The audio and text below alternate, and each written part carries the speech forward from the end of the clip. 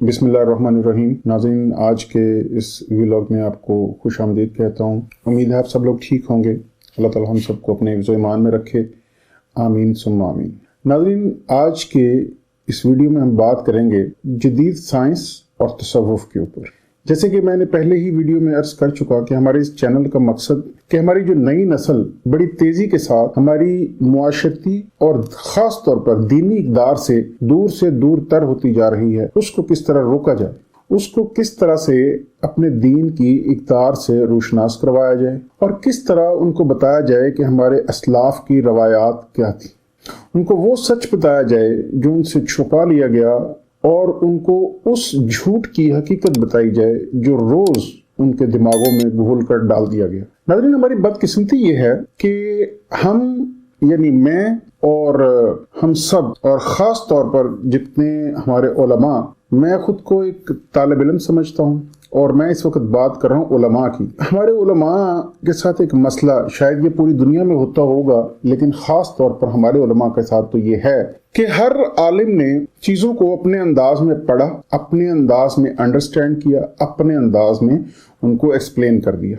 बात यहाँ ख़त्म हो जाती तो कोई हर्ज नहीं था। सोचें ऐसे ही तश्कील पाती हैं, आइडियाज़ बनते हैं, थियरीज बनती हैं, फ़लसफ़े बनते हैं। लेकिन हमारे यहाँ इससे थोड़ा हम आगे चले गए। थोड़ा क्यों, बल्कि हम बहुत आगे चले गए। हुआ यूं कि जिस भी बड़े आलिम ने दीन को पढ़ा, वैसे तो इल्म के तमाम पहलुओं में हमने यही सलूक रवा रखा, जैसे कि तारीख या इस तरह के वो अहम अलूम जो किसी भी मुआशरे की बुनियाद होते हैं। लेकिन बतौर ख़ास चूँकि हम इस चैनल के ऊपर हमारा सब्जेक्ट, हमारा टॉपिक तसव्वुफ़ है, तो तसव्वुफ़ के हवाले से बात करूंगा कि जिस भी आलिम ने इसे पढ़ा, अपने अंदाज में अपने मतलब का पढ़ा, अपने अंदाज में उसको समझा, अपने अंदाज में उसकी तशरीह कर दी और यहाँ रुका नहीं। फिर इस पे बजिद कि जो मैंने कह दिया ये हरफ़े आखिर है, इससे हट के कोई चीज़ दुरुस्त नहीं है। इससे हट के जो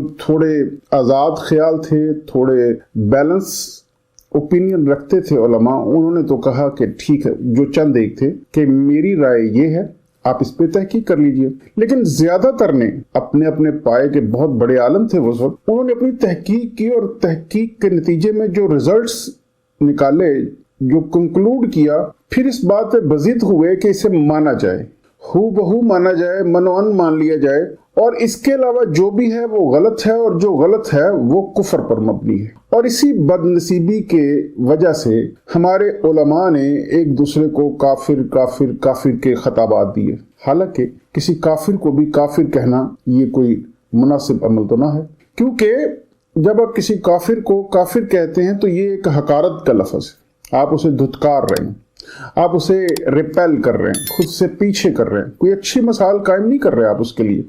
तो कुजा किसी दूसरे मजहब के किसी शख्स को, किसी दूसरे मजहब के मानने वाले को हम काफिर ना कहें, हमने अपनों को ही काफिर काफिर कहना शुरू किया। उसकी बुनियाद सिर्फ ये थी कि चूंकि मैंने इस अंदाज में समझा, और ये जो मैंने इस अंदाज में समझा इसके पीछे भी एक फिलॉसफी थी कि चूंकि मुझे रसाई ही उस तरह की चीजों तक मिली जो मेरी इसी तरह की ही ओपिनियन शेप कर सकते थे। अब उसी रसाई की नतीजे में मैंने अपनी ओपिनियन शेप कर ली, उसको किताबों में ढाल दिया, उम्मत के सामने रख दिया और अब सब इसको मानिए।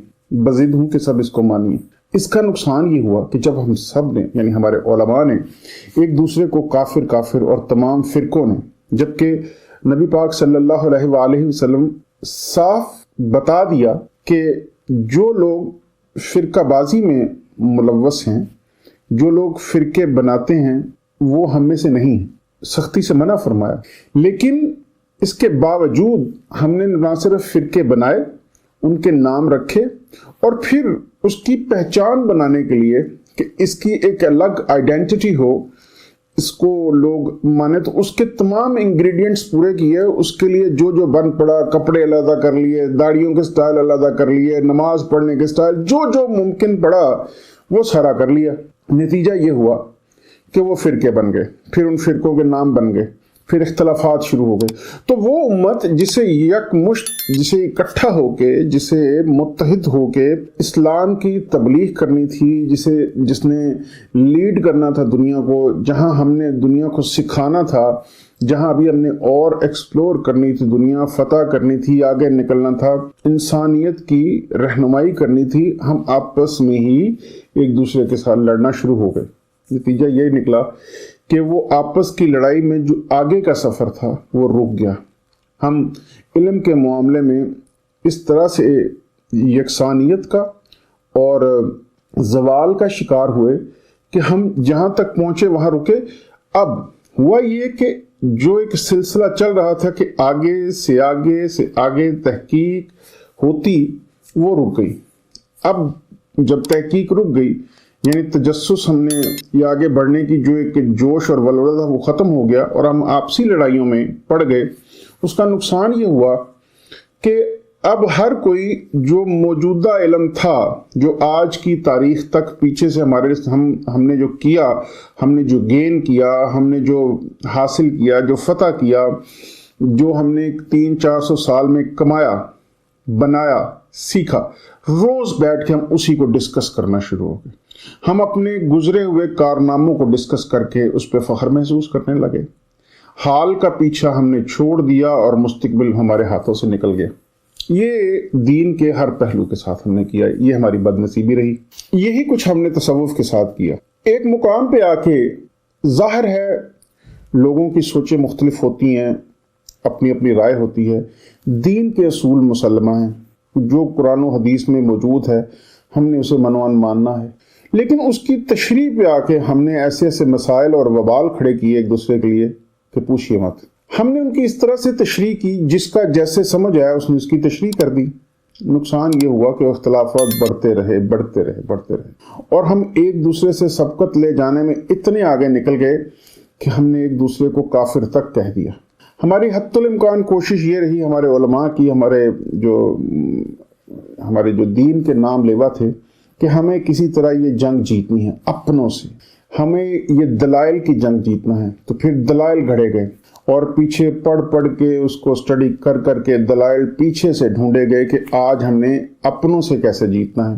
جبکہ اس وقت جو ہمارے اپوننٹس تھے، جو دوسری قومیں تھیں، جو دوسرے مذاہب کے لوگ تھے، وہ تحقیق کر رہے تھے، لائبریریاں، یونیورسٹیاں بنا رہے تھے، سائنس میں آگے جا رہے تھے. تو پہلا سیٹ بیک تو یہی تھا. ہم تلواروں پہ کھڑے رہے اور وہ ٹینک اور بندوق تک پہنچے اور ہماری تلواریں ناکارہ کر دی انہوں نے. اب ہم ان کی طرف دیکھنا شروع ہو گئے. ریسنٹلی کی مثال لے لیجئے، کتنا بھی بھاری نقصان پہنچا ہو اسرائیل کو فلسطین میں، حماس نے کتنا ہی نقصان پہنچایا ہو، لیکن یہ اسلحہ جو حماس یوز کر رہا ہے یہ انہی سے پرچیز کیا گیا ہے. وہ یہ جنگ کبھی آپ کو جیتنے نہیں دیں گے، کیونکہ اس کے تمام کنٹرول انہی کے ہاتھ میں ہیں اور وہ وہی کرتے ہیں جو ان کو چاہیے، اور وہ ہمیں اپنے اس چاہیے کے مطابق کھلاتے ہیں اور ہم کھیلتے ہیں. وہ ہمیں جتانا چاہتے تھے، وہ ہمیں جتا دیتے ہیں. کیونکہ یہ ساری چیزیں بڑی ایک سادہ سی مثال ہے، این ممکن ہے ٹیکنیکلی یہ کوئی بہت درست نہ ہو، جو پڑھا یہ جتنا سمجھا، کہ پاکستان کے پاس F-16 فائٹر جیٹس موجود ہیں جو ہم نے امریکہ سے خریدے ہیں. آج بھی ہم ان کی مینٹیننس کے لیے اور اس کے پرزوں کے لیے ان کے محتاج ہیں. نہ صرف یہ، بلکہ وہ جب چاہیں ہمارے ان تمام فائٹر جیٹس کو ناکارہ بنا سکتے ہیں، کیونکہ ہم نے ان کے سے خریدے ہیں. ٹیکنالوجی ان کے پاس ہے، کنٹرولز ان کے پاس ہیں. تو وہ ہمارے خریدے ہوئے کس کام ہیں؟ کل کو اگر ہمیں انہی کے خلاف لڑنا پڑے تو وہ ہمارے کسی کام کے نہیں ہیں. تو اس طرح مطلب ہم وہی رک گئے، تلوار پہ آ کے ہم رک گئے.